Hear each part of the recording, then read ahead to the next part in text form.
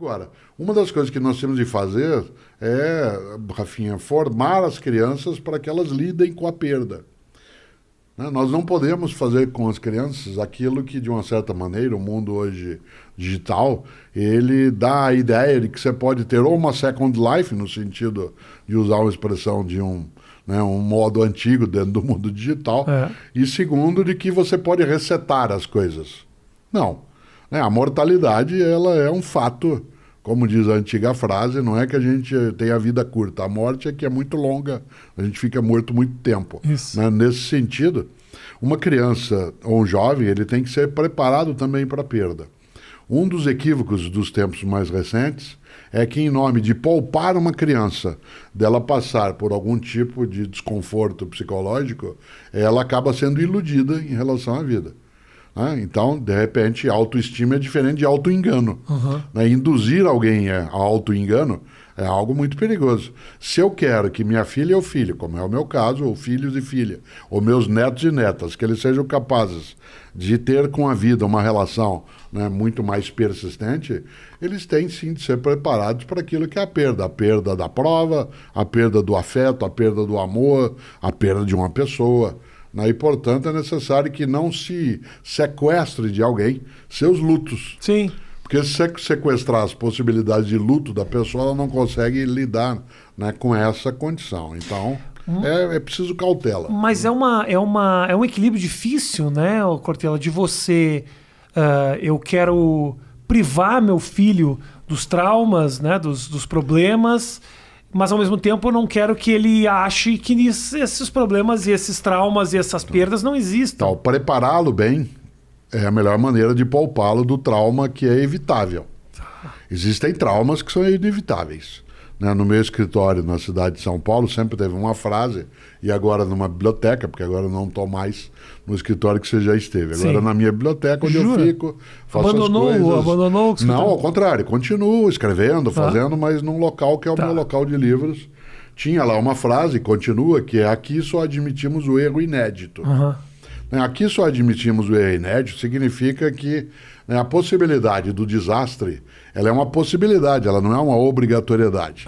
Né? Por isso eu tenho que me preparar para esse tipo de circunstância. É claro que é difícil, né, você dizer, mas eu gostaria de poupar, né, minha criança de um sofrimento. Mas existe um modo, não que você o induza ou a induza a sofrer, né, para que ela aprenda. Não é o aprendizado pela dor. É que ela precisa estar preparada e estar em estado de atenção para aquilo que pode ser prejudicial. Né? É um lema, eu aprendi esse lema lendo um dia um livro que eu imagino que eu não gostaria e que eu adorei, eu odiei durante 3 anos por preconceito, né? Uma leitura da biografia, né, da especial Jane Fonda. Ela tem um livro, que é a história dela, chamado Minha Vida Até Aqui, que é magnífico, magnífico. Eu fiquei absolutamente irritado, né, com a minha tolice de ter postergado tanto tempo a leitura. E ela foi casada com Ted Turner. Sim, que é o cara criador da CNN. Exatamente. E ele usava, né, um lema de vida que eu acabei adotando como meu, que eu partilho com os filhos e filhas, com netos e netas. Ele dizia: deseje o melhor e prepare-se para o pior. Deseje o melhor. No campo do desejo, da tua intenção, você tem que ter o melhor como referência. Mas como estado de atenção e ao mesmo tempo de cautela, você tem que contar com a possibilidade do pior. Então, deseje o melhor, prepare-se para o pior, faz com que uma criança, ela, primeiro, não seja iludida. Né? Como a gente brinca, a vida, né, não é só festivais, gritou o Caetano um dia, né, dentro de um deles. Né? E segundo, como a gente brinca no Paraná, de onde eu sou, mundo de poeta não tem pernilongo, né? Não tem mosquito, não tem muriçoca, né? E, claro, existe. Então, não é que você induzirá alguém ao sofrimento de modo proposital.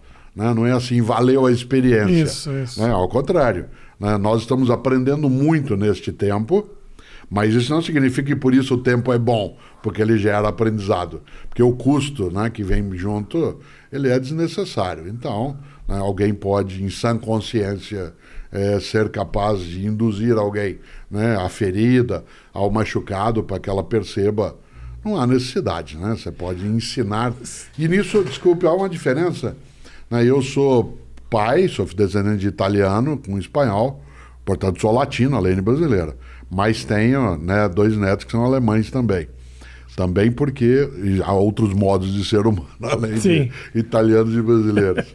E uma coisa que eu notei, a mãe germânica, por exemplo, ela adverte. Né? A mãe brasileira, a mãe latina, ela vaticina, ela ameaça. Tá. Por exemplo, eu vi várias vezes, né, dentro da cultura germânica, né, a mãe dizendo assim, cuidado que você pode cair. E me peguei algumas vezes, como bom latino, dizendo, você vai cair daí. Entendi. Uma joga praga, a outra orienta. Ora, esse tipo de percepção, né, ele precisa ser lidado também nesse campo. Isto é, você vai cair daí, não retira da pessoa a autonomia da queda. Sim. Né? O Abu Janra dizia isso, a vida é tua, estrague-a como quiser. Mas se você puder lidar de maneira a apenas advertir, mais do que ameaçar, né? Você vai repetir de ano, você vai dançar nessa, isso vai ser um horror, quase é um vaticínio, né? E nesse sentido não tem necessidade, né? Parece um pouco teu conterrâneo, mas de Alegrete, o Mário Quintana, em 86, quando você era criança, ele lançou um livro, 10 anos, né? Ele lançou um livro de poemas chamado Baú de Espantos. O título é genial. Isso me dá uma raiva imensa, porque como eu não pensei num livro com esse título, né? E Baú de Espantos. São os 2 livros que te deram da Jane Fonda. Da Jane Fonda. Não, Jane Fonda me deu chateação comigo, pela minha tolice. Pelo preconceito. Em relação a título, sim, claro. Mário Quintana com Baú de Espantos. Melhor que isso, só o Pedro Nava, o mineiro, lá de Juiz de Fora, com Baú de Ossos, que é um livro de memória. Tá bom. Né, que é um livro, ele é um memorialista estupendo, além de médico também muito bom. Né? Então, Baú de Espantos, eu acho que, vez ou outra, a gente tem que partilhar com as pessoas com as quais a gente convive a possibilidade de ter ali a abertura do seu baú de espantos.